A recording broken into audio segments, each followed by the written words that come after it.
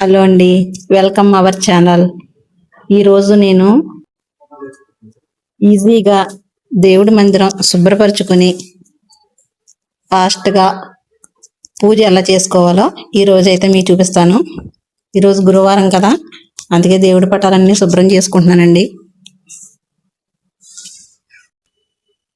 ప్రతిరోజు అయితే మా వారైతే పూజ చేస్తారు. నేను ఇంట్లో పని అంతా చేసుకుని తర్వాత అయితే దేవుడి దగ్గరికి వెళ్ళి దండం పెట్టుకుని అయితే వచ్చేస్తాను. కానీ ముఖ్యంగా అయితే గురువారం, శుక్రవారం, శనివారాలు అయితే పూజ అయితే ఖచ్చితంగా చేస్తాను. కన్నా రోజులు చేయకపోయినా ముందుగానే శుభ్రపరిచి అయితే ఇచ్చేస్తాను ఆయనకి. ఎలా డీప్ క్లీనింగ్ చెయ్యాలి కదా, అలా 2 వారాలకు ఒకసారి, 10 రోజులకు ఒకసారి అలాగైతే ఎలా నీట్గా శుభ్రం అయితే చేస్తాను అనమాట. ఈరోజు అయితే గురువారం కదా, ఉదయాన్నే లేచి నేను ఇల్లంతా శుభ్రం చేసేసుకుని తర్వాత దేవుడి గదిలోకి అయితే వచ్చేసాను. రాత్రి దేవుడి దగ్గర ఉన్న సామాగ్రి అంతా కడిగి అయితే పెట్టేసుకున్నాను. ఇప్పుడు మందిరం అయితే క్లీన్ చేస్తున్నాను అనమాట. పటాలన్నీ తీసుకుని ఒక న్యూస్ పేపర్ మీద పెట్టుకున్నాను ఫస్ట్. ఇప్పుడు అవన్నీ తీసేసాను కదా, దేవుడి దగ్గర పువ్వులు ఇవన్నీ ఒక కవర్లో వేసి ఓ 15 రోజులకి 20 రోజులకి అలా కాలంలో అయితే వేస్తాను. ఇప్పుడు వైట్ పేపర్లు వేసుకుంటున్నాను కదా, అక్కడ న్యూస్ పేపర్లు కూడా వేసుకుంటారు. కానీ ఎందుకో నాకు న్యూస్ పేపర్లు అయితే ఇష్టం ఉండదు, పేర్లు ఉంటాయని చెప్పేసి.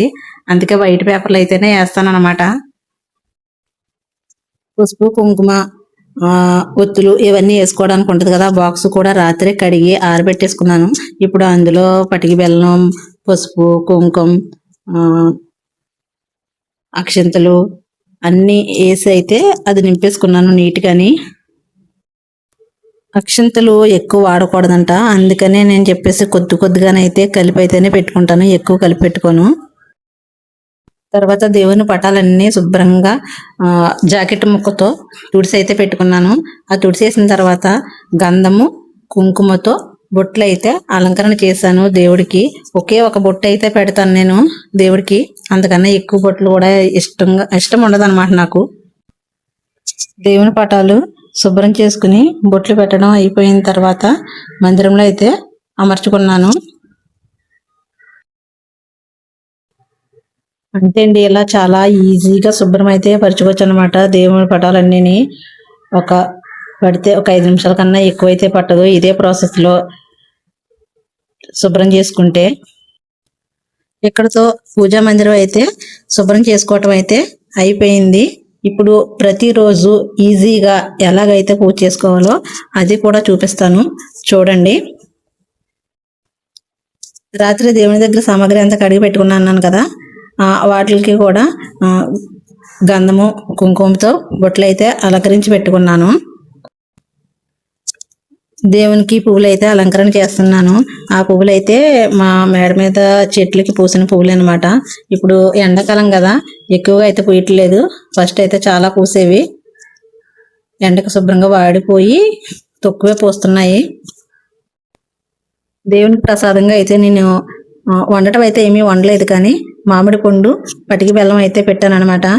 ప్రతిరోజు చేసుకునే పూజలో ముఖ్యమైన రోజుల్లో అయితే అరటిపళ్ళు అవి పెడుతూ ఉంటాము, కానీ ప్రతిరోజు డైలీ చేయటం మాత్రం కనీసం పటికి బెల్లం అయినా సరే పెట్టి అయితే పూజ అయితే చేస్తాము. పూజ అయితే అస్సలు మానం అనమాట. ఎక్కడికన్నా వెళ్ళినా సరే తెల్లవారుజామునైనా సరే పూజ చేసుకుని అయితే మాత్రమే బయటకు అయితే వెళ్తాము. ఏ రోజు పూజ అయితే మానం అనమాట, అత్యవసర పరిస్థితుల్లో తప్ప. కన్నా రోజుల్లో అయితే మాత్రం ఖచ్చితంగా పూజ చేయవలసిందే. మా వారు ఉదయాన్నే లేచి ఫ్రెష్ అయిపోయి ఖచ్చితంగా పూజ అయితే చేసిన తర్వాతనే బయటికి వెళ్తారు, లేకపోతే ఇంట్లో వర్క్ చేసుకున్నా సరే పూజ చేసిన తర్వాత అయితేనే మొదలు పెడతారనమాట ఏ పని చేసినా సరే. చూసారా నేను పూజా మందిరం ఎలా త్వరగా క్లీన్ చేసుకున్నానో, ఎంత త్వరగా పూజ చేసుకున్నానో. మీకు నచ్చిందా? నచ్చితే లైక్ చేసి కామెంట్ చేయండి, అలానే సబ్స్క్రైబ్ కూడా చేసుకోండి. ఇక్కడతో పూజ కూడా అయిపోయింది. దేవునికి హారతి ఇచ్చి నేను కూడా హారతి తీసుకున్నాను అనమాట.